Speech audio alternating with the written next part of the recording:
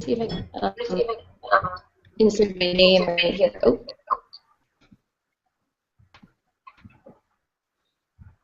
Excellent. All right, we are live. This is Penny Santaberry with Author Marketing Experts, and I am interviewing Amanda with PubSlush. And Amanda is the vice president and co-founder of this crowdfunding company that is really exclusively for authors and publishers. Is that correct? Yes, we are a niche platform, a community of authors, readers, publishers, and industry professionals. And when did you guys start? So when did you start PubSlush? We technically launched in September of 2011, but with a little bit of a different concept. August of 2012, we relaunched with the model we have now, so we've been really live for a little over a year now. As you can probably imagine, the publishing industry was a little bit hesitant because crowdfunding was such a new term. But in the last year, the industry has very much accepted the concept, and I'm very excited to be trying this new type of pre-order tactic to really get the market tested before books get released. Well, let's talk about that. So we've had some authors that have done crowdfunding through sites like Kickstarter, and they have not been, typically, they have not been successful with that. What do you think, where do you think the problem is often with these projects that aren't successful? So there's a few answers to this, Penny, that I'll share with everyone today. First and most importantly, it's all about setting up pre-campaign tactics. Pre-campaign tactics are super important for success. Making sure that you have the right steps in place to make sure that once your campaign actually goes live, you have supporters that are ready to go and support the book already. We advise email template to be able to have a built up around the campaign before it actually goes live. We tell every author to get 5 to 10 supporters committed in advance. So before you even tell your network about it, you already have some money in the piggy bank. No one wants to support a campaign at zero. I feel like a lot of the problems a lot of authors face is that they promote, but it's at $10 or $0, and no one really wants to jump on the bandwagon if the book isn't getting some momentum. Also, it's important to do your research. Who is your audience? Have you contacted bloggers or media or your local community? We had a who lived in a very small town. Everyone believed that she couldn't raise any money, that she wasn't going to be able to do it, and she was determined, and she really got her community. She knew that her community was very well known for book clubs, so she contacted a lot of presidents of these book clubs and created packages to be able to support not only financially what they could afford, but also packages that would accompany a group of people getting together and getting excited about her book. Right. So to answer your question, no matter what platform you use to crowdfund with, the biggest component is making sure you're driving traffic. You can't rely on, Kickstarter, the platform, or PubSlush, the platform, to really generate that buzz. You need to be able to generate your own buzz, and then hopefully, while you're generating buzz, your supporters are also going to support you by generating buzz to your page as well. Right, and I think that probably the biggest issue, what we're talking about here, is the fact that a lot of these they're sort of put up on the site and then forgotten about, or figure that the site will do all the work, and you still have to promote. You still have to promote to go through the process of promoting this crowdfunding. So talk to me a little bit about what are some of the best techniques that you see for crowdfunding a project. The techniques really do vary, absolutely, depending on who your audience is, and it's important that we communicate with our authors to identify who your audience is. For example, we just recently had an author on our site. Her name is Angela Miller, fabulous woman, and she had actually, at the end of her campaign, over 60% of her supporters were strangers, which is a huge statistic for us, and really exciting that she was able to get that many people that she didn't know to support her book.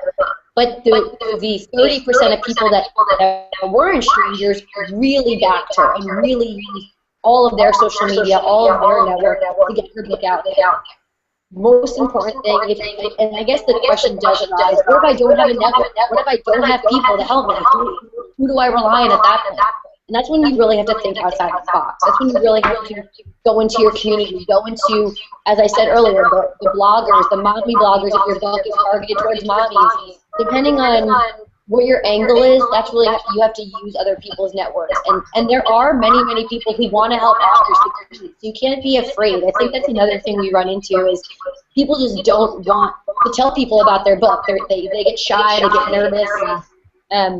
It's a lot, Penny, it's a lot like, you know, when you're publishing the book and you want people to buy it. This is pre-buying it or pre-committing to reading it. So the steps that you need to take are very similar to when you're publishing the book. It's just in advance. And I think that the same thing would apply to an author that publishes and just places it on Amazon and thinks that every reader is going to find it there. It's not. It's not going to happen. You're not going to be successful unless you're driving traffic. And there are really creative ways. But the best thing about crowdfunding is that you're actually able to give really creative reward incentives, which is different than if you were to just place your book on Amazon. You're able to give. We have 2 authors coming on, a husband and wife team. And they wrote a book. They're both therapists, and you know, one of their rewards levels is they're actually giving their time. You're able to actually Skype with them for a discounted rate, and that's something that, you know, they're very hard to get appointments with. They're, you know, very expensive, but they're building that into a reward so they can actually say to their clients, you know, you can get a session from me for half off if you support my book on PubSlush. So it's a great way to come up with creative incentives for supporters to not only support you in advance, but also help you spread the word at the same time.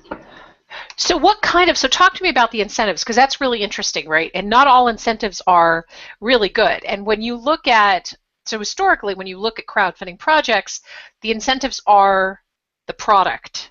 Is that the same? Is a book incentive still as big in book crowdfunding as it was, let's say, in product development or app development or somebody creating some G.I. Joe watch or something? Absolutely. I think the book and the ebook, obviously, of course, are the 2 top and most obvious rewards, and they're super important, especially because I think what you have to remember that a reader is not just going to buy 1 book a year. A reader might buy 20 books in a month. You know, so they're going to support a book that they really believe in, one that they're really excited about. So I think if you really create very enticing rewards, I think that makes your book stand out. But the other thing that we run into is that some of the authors that we have on PubSlush are really great writers, but they're just not as creative. And that's where we, as PubSlush, really come in and help the authors come up with these really creative reward incentives that apply to their book or apply to their audience. For example, we have a book on our site right now. It's about African safaris. So they named each reward tier a different animal. It was really cute. So it was really creative. I'm sorry. What did you say? What did you say? No, I just said that's so smart. Yeah, it's different. It's out of the box, and it's exciting, and it makes it interesting. We had one of our most successful authors on the site. Her name was Jana. She was a yoga instructor, and a lot of her book chapters were named off Jimmy Buffett songs because it was a book about her father's journey, and he was a huge Jimmy Buffett fan. So that was one of her target audiences were huge Jimmy Buffett fans, and she made a lot of her reward tiers different Jimmy Buffett songs or lyrics, and it got people just into it, excited. We recently had someone, I don't even know how successful he was at this, I have to check back with him, but for a very high reward, he would mail you a lock of his hair, which I thought was interesting. That's great.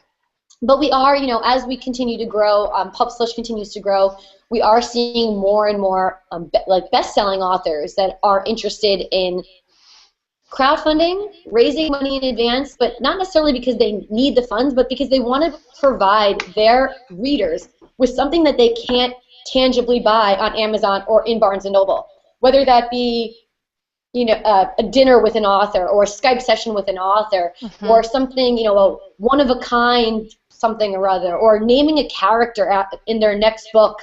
You get to choose the name of a character. We're working with a company right now that's putting out books about different diseases and really working towards, a book about Alzheimer's and different diseases out there. And, we came up with different reward tiers that, for a high reward, you can dedicate a book to maybe someone that has passed from a certain disease. And that might excite someone, that really dealt with a family member and the loss of that. And, if they sell 1,000 copies of this book, this name is in every single copy of those books. And that's something, it sits on people's bookshelf. It's a hard, tangible item, and it's in memory of someone. So that was an idea that we had that they really, that this company was really excited about, because they wanted to get their readers more involved. And that's really where crowdfunding comes in. It's really getting the community aspect. It's making the publishing process just a bit more democratic, which is a really exciting thing, because where back in decades and decades, traditional publishing, you had an editor in an office deciding whether or not you were going to be published. And now with self-publishing, you don't need that traditional person to tell you whether or not you can be published. However, self-publishing can be very expensive, very expensive. So it's important to really use your community, use the readers that you want to seek, the people that you want your book to be in their hands, and get their attention. Do something that's out of the box. But I think the biggest thing to remember, of course, is you're not just only selling your book, you're selling your story. What made you write it? Who are you as an author? People love to know what path brought you to writing, and we have some great authors with some really great stories. As I said, Angela Miller, one of our top authors, she has a really great story, and sharing her story was very hard for her, but she did, and it really rallied a lot of support. Yeah, I absolutely agree with that. I think that authors oftentimes underestimate the reasons behind why they wrote the book and sharing their own personal story. And you are sort of putting yourself out there, and you either have to put yourself out there or not at all. I mean, absolutely. I understand the hesitancy with a lot of authors saying, oh, I really don't want, but it sounds, what you're telling me, it sounds like the more creativity, the more that authors get out there, the more successful they are.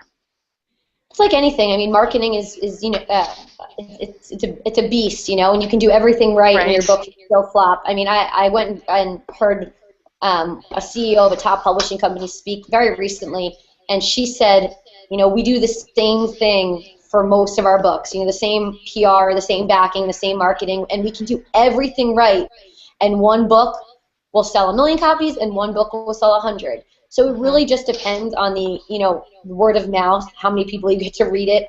And that's why we are really promoting crowdfunding, because it's so important that the day your book goes live on Amazon, if you already have 100, 200 readers that can write you a review right away, that means your Amazon numbers will skyrocket, will go so high, and that's really important. Yeah, absolutely. Now talk to me a little bit about the on-page information.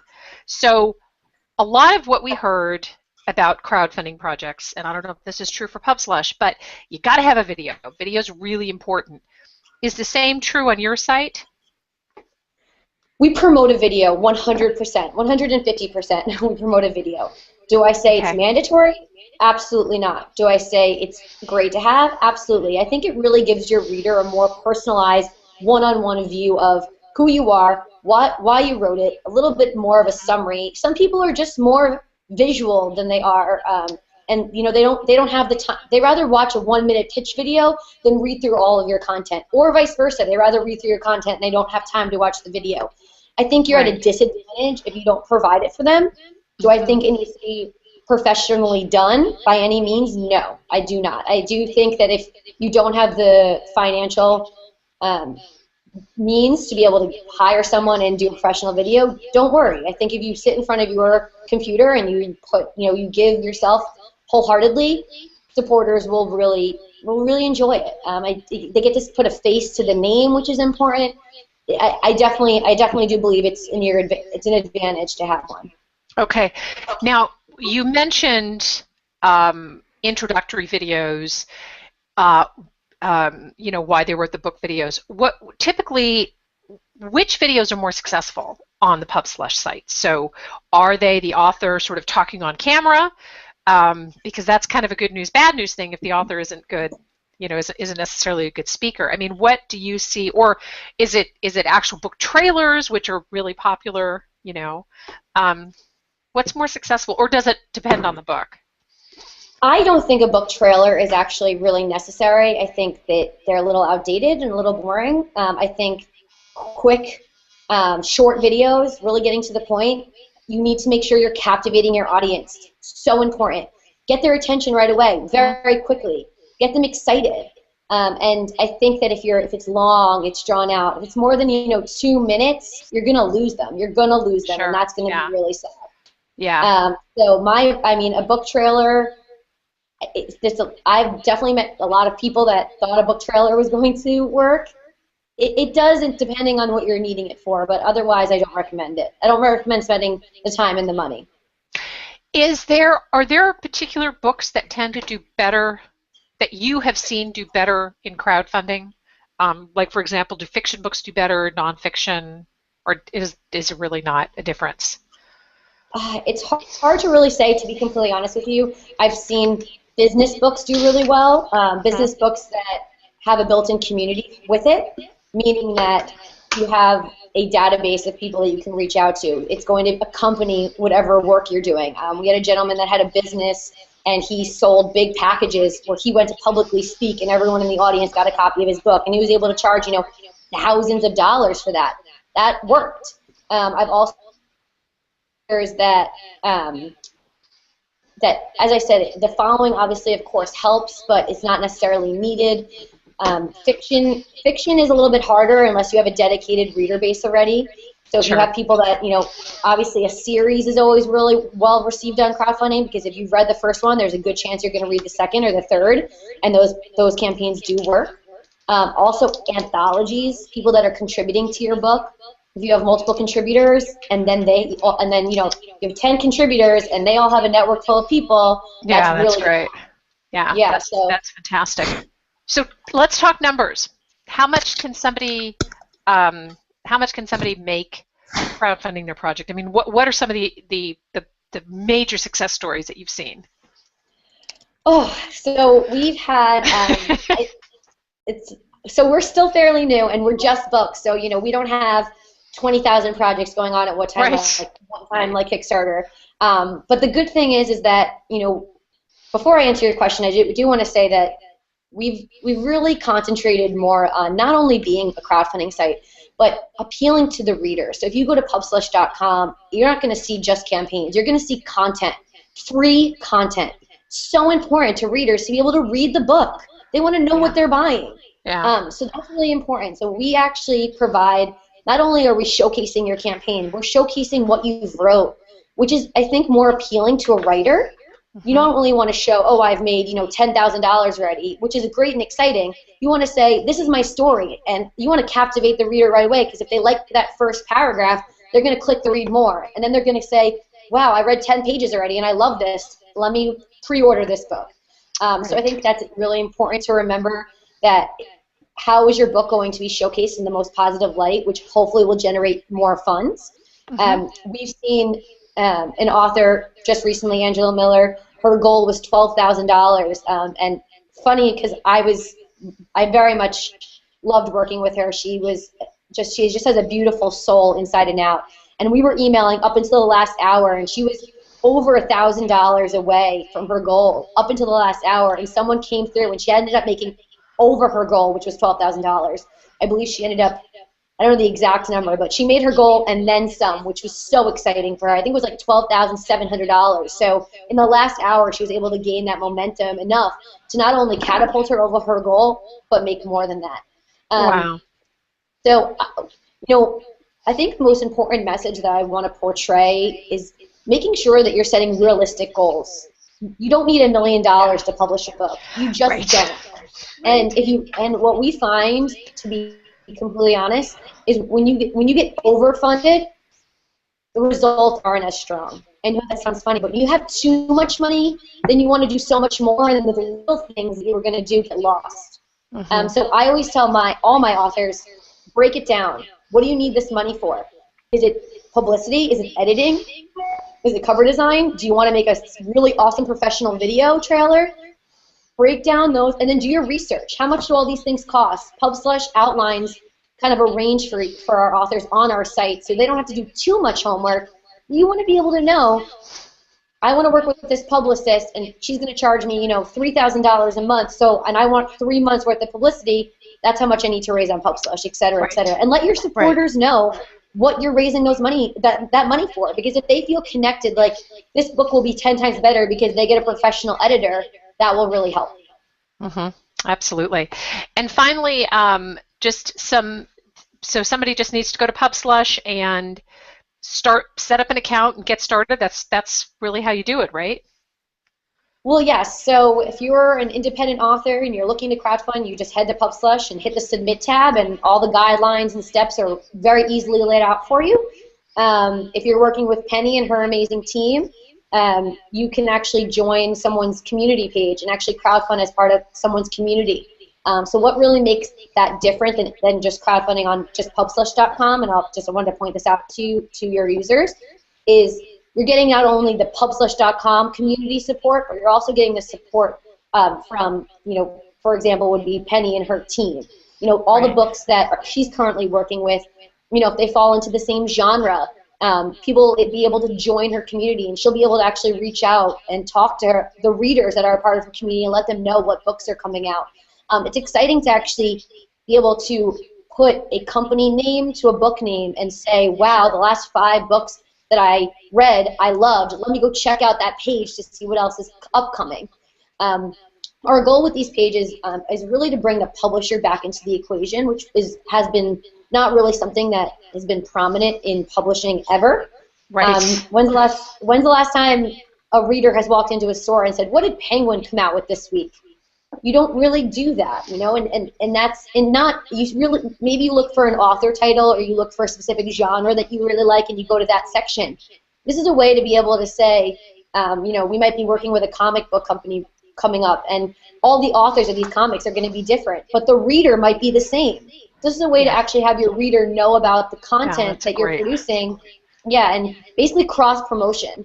And this goes back to what we had mentioned earlier. Authors are not in competition with each other. If anything, what I've seen is authors actually coming together and supporting each other's books, and then promoting each other's books on PubSlush. We had an author on our site, Kim Rubra, who she was so excited about Angela's book that she started promoting Angela's book while her book was crowdfunding. Oh, that's great. And then Angela started promoting Kim's book, and then they got each other's supporters to support their books. So that's what I feel the advantage will be of being a part of these communities, crowdfunding with a company or publisher or organization. You'll not only be a part of the big PubSlush community and publicity that we're doing out there, but also you'll be able to gain readers that you might have not have met otherwise than just putting it up on Amazon. Because there's just so many books on Amazon. It's overwhelming when you go there sometimes. I don't even know where to look first. This is a way to actually, you see all the books crowdfunding, but you're actually able to hone in based on a few different characteristics and genre and location demographic. It's going to be exciting. That's awesome. Well, listen, thank you so much for doing this hangout with me and sharing this information. And I hope that a lot of people have learned about PubSlush and the value that this has to the community. And head on over to PubSlush today and set up your crowdfunding project. Amanda, thank you so much. Thank you so much, guys, for tuning in. If you have any questions at all, please feel free to email us at hello@pubslush.com.